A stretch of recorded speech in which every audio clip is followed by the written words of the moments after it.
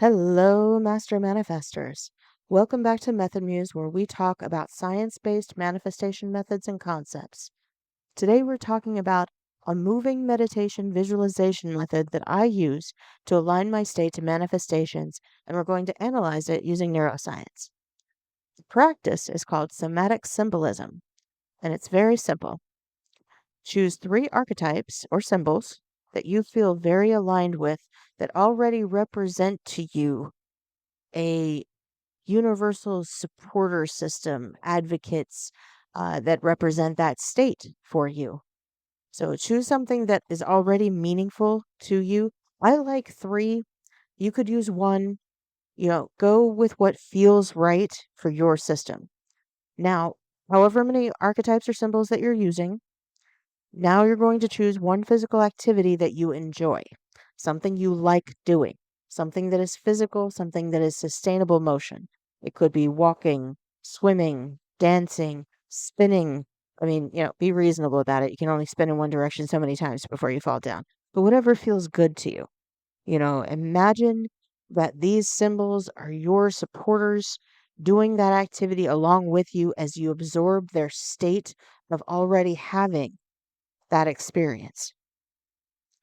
Now, the potential for this practice is that these symbols are mental shortcuts for meaning, and the practice prepares your mind and body together, your mind body, for holding the identity of your intention when you manifest.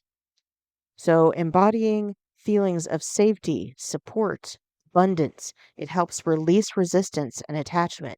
It helps you feel like you already have that in your system. Like it's already available, you're already going through the motions, and it's sort of like a practice run. So, insight 1, self versus state. The nervous system regulates states, not identities. Identity is the layer of predicting your behavior over time. That is like the overlay of everything. That's what self is. It's your prediction system. But the body is focused on safety, action, energy, meeting needs. It doesn't ask what the ego thinks about it. It doesn't check with the identity system when it feels like it needs to act, to protect, or to meet needs. It just moves right on past that. The sense of self, the predictive system, is just what you're likely to do based on your previous patterns and your social conditioning. The identity system is a stabilizing process. It involves memories, priorities, somatics, and mental stories. Insight 2, beliefs versus behavior.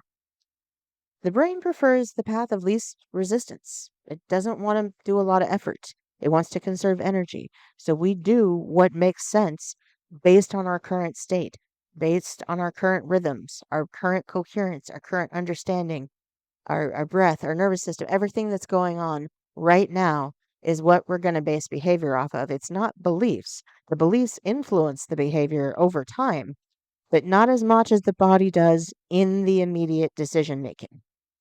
So, influencing your state is going to make a lot more difference than trying to, at least as far as your behaviors go, than trying to change your identity and thereby change your behavior. Your identity and your behavior go together.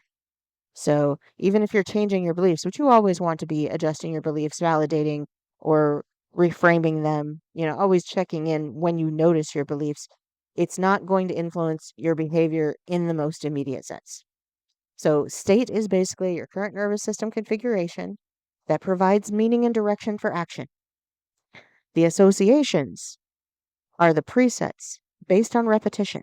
They're your automated, before your consciousness kicks in, before any kind of conscious decisions are made. These are the associations that you make. If X happens, do Y.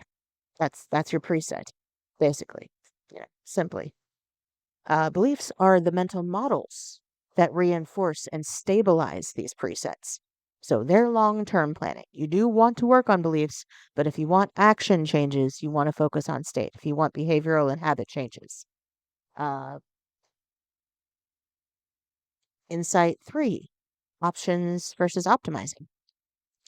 Trying to optimize a single state can manifest things quickly, but they're less likely to be satisfying or stable. So you can do it fast, If you're, just focusing on optimizing just that state, like organizing your behavior around being happy all the time. I want to focus on being at peace 100% of the time and never want to be irritated. And, it might be enjoyable, but it's not always useful in every context. And the systems that are too optimized break once the conditions change. If you're flexible in your identities, beliefs, behaviors, it leaves more flow and provides more options. It gives uh more optional situations that you might not have even known were possible. Options that you might want and didn't know were available, but you're too fixated on this one state, so you're not opening up to the other possibilities. So you need to be very accepting of your states. This is just what's happening now. This is just where the story is right now. So idealizing one experience means fewer opportunities and probably more instability. Thank you for listening. Please like, subscribe, and sign up for the Method Muse newsletter in the description below.